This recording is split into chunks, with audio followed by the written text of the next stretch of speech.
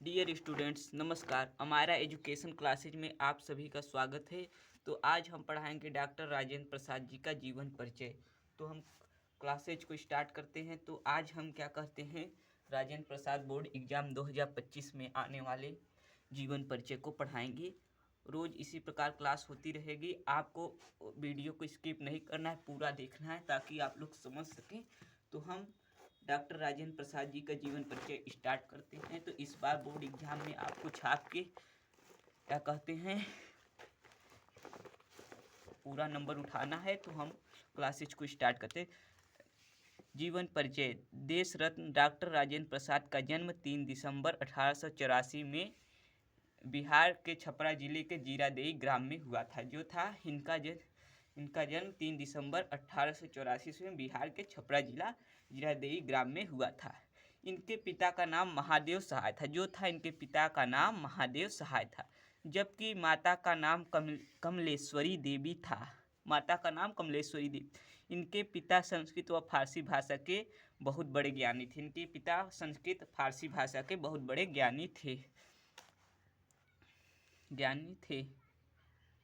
जबकि माता धार्मिक महिला थी। 5 वर्ष की उम्र में ही राजेंद्र बाबू ने एक मौलवी साहब से फारसी में शिक्षा शुरू किया। जो था मौलवी साहब से फारसी में शिक्षा शुरू किया था, ठीक है।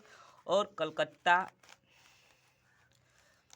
क्या कहते हैं, कलकत्ता अब कोलकाता विश्वविद्यालय से इन्होंने एमए की परीक्षा उत्तीर्ण की।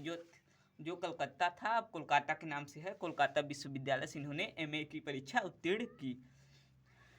राजेंद्र बाबू मेधावी छात्र थे और प्रायः सभी परीक्षाओं में इन्होंने प्रथम स्थान प्राप्त किया।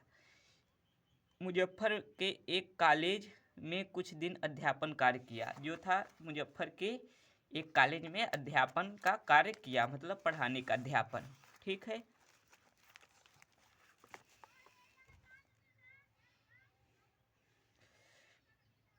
उसके पश्चात सन 1911 से 1920 तक राजेंद्र बाबू ने क्रमशः कलकत्ता तथा पटना हाई कोर्ट में वकालत की। वकालत। लेकिन गांधी जी के आदर्शों, सिद्धांतों एवं आंदोलनों से प्रभावित होकर सन 1920 ईस्वी में इन्होंने वकालत छोड़ दी और पूर्ण रूप से आगे देखते हैं क्या है, पूर्ण रूप से देश सेवा के कार्य में लग गए। भारतीय राष्ट्रीय कांग्रेस के ये 3 बार सभापति चुने गए। यह 26 जनवरी 1950 से 14 मई 1962 ईस्वी तक देश के राष्ट्रपति रहे। 1950 से 14 मई 1962 तक ये देश के राष्ट्रपति रहे थे, ठीक है। सन 1982 ईस्वी में इन्हें भारत की सर्वोच्च उपाधि भारत रत्न से अलंकृत किया गया था। 28 फरवरी सन 1963 को राजेंद्र बाबू का निधन हो गया। 28 फरवरी 1963 ईस्वी को राजेंद्र बाबू का निधन हो गया। इनका क्या कहते हैं, कुछ प्रमुख रचनाएं देख लेते हैं और क्या कहते हैं, और साहित्यिक परिचय वगैरह देख लेते हैं। तो हम बताते हैं। तो इनका जो है प्रमुख रचनाएं और कृतियाँ। डॉक्टर राजेंद्र प्रसाद की प्रमुख रचनाएं इस प्रकार हैं। पहला है इनका सत्याग्रह एवं चंपारण, दूसरा है भारतीय शिक्षा, तीसरा इंडिया डिवाइडेड, और चौथा मेरी आत्मकथा, और पांचवा गांधी की देन, ठीक है।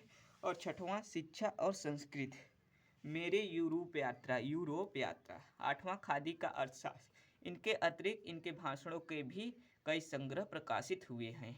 और इनका साहित्यिक परिचय देख लेते हैं।